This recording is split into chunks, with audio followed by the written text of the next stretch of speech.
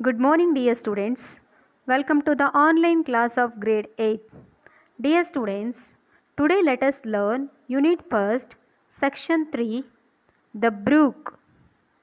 Let us learn about the poem, The Brook. Dear students, first of all, let me explain about the poet. In this poem, the poet Lord Alfred Tennyson describes the journey of a river. He was an English poet of the Victorian period and the poet laureate from 1850 until his death. He used a wide range of subjects ranging from medieval legends to classical myths and from domestic situation to observations of nature as source material for his poetry.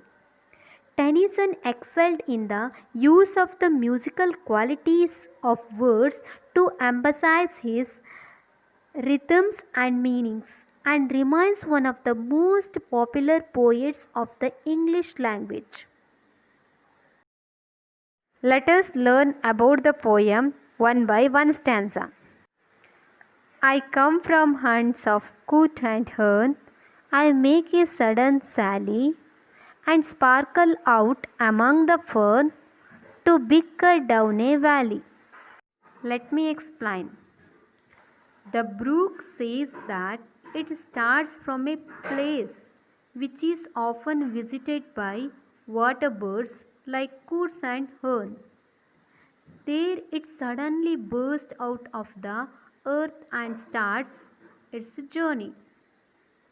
When the brook flows through the flowerless plants or ferns, the sunlight makes the brook's water shine. The brook then continues its journey and flows down a valley, making a lot of noise. The whole nature of the brook resembles the nature of a child. Let us learn next stanza. By 30 hills I hurry down, or slip between the ridges. By 20 tops a little town, and half a hundred bridges.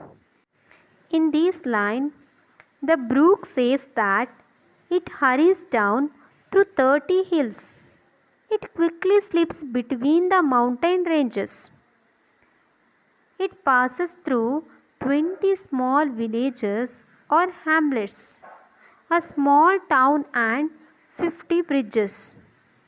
The poet has used the numbers 30, 20 and half a hundred to express great numbers.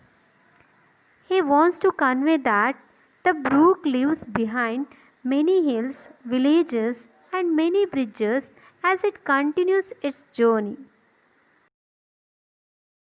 Let me explain next stanza. Till last by Phillips farm I flow to join the brimming river.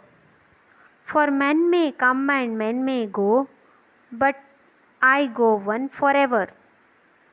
Let me explain. The brook says that till last. It flows near Philip's farm, after which it joins a big river which is full of water. The line, men may come and men may go, but I go one forever, means that man may take birth or die and depart from this world, but the brook will flow forever. Let us learn another stanza. I chatter over stony ways in little sharps and trebles. I burble into adding bass. I babble on the fables. Let me explain. Here, the brook says that when it flows, it makes different kinds of noises and sounds at different places. While flowing on the stony paths, it creates a chattering sound. It makes bubbles when it flows in the spiral movement. Here, when it moves on the pebbles, it creates a sound as if it is talking gaily to itself. Another stanza. With many a curve, my banks I fleet, by many a field and fallow, and many a fairy foreland set, with willow weed and mallow. Let me explain. In these lines, the brook says that when it flows, it takes many turns.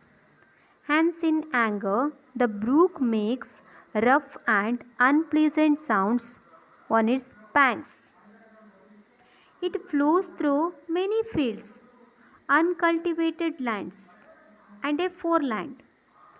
Foreland is a piece of land that extends into the sea. Dear students, here the poet describes this foreland as a fairyland with beautiful flowers and plants like willow weed and mallow. Let us move to the next stanza.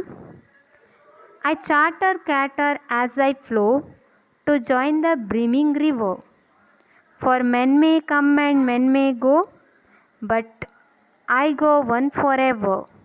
In these lines, the brook says that it flows after which it joins a big river which is full of water.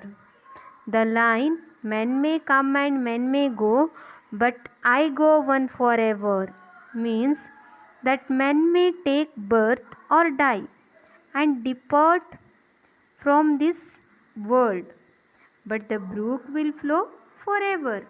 It is immortal.